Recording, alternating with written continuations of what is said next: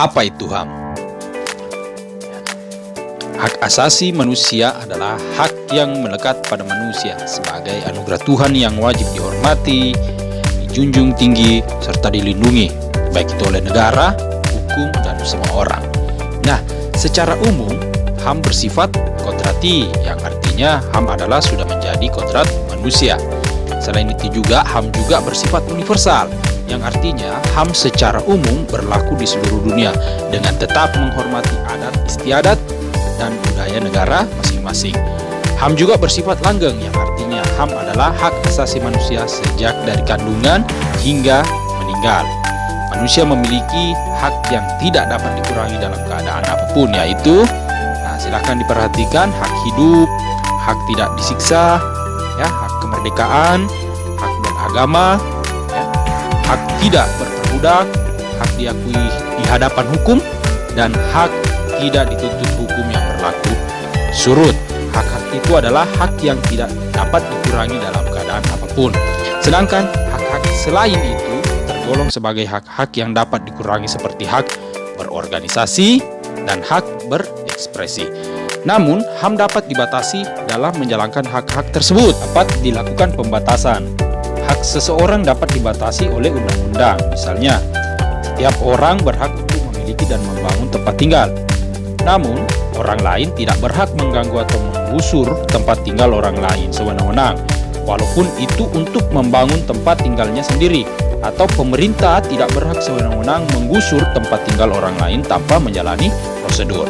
Nah, hak asasi manusia, negara dan pemerintah wajib untuk melindungi, memajukan, menegakkan, dan memenuhi hak asasi manusia.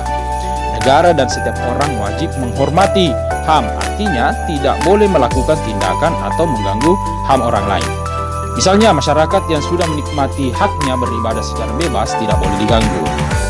Negara berkewajiban melindungi HAM, artinya ketika ada pihak lain yang mengganggu HAM, negara wajib memberikan perlindungan.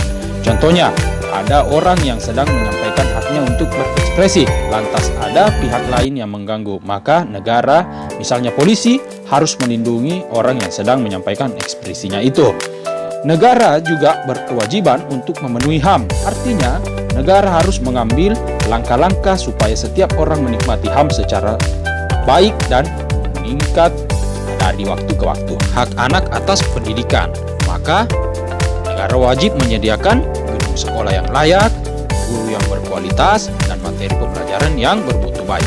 Selain itu, setiap orang wajib menghormati hak asasi orang lain dan tertib di dalam bermasyarakat.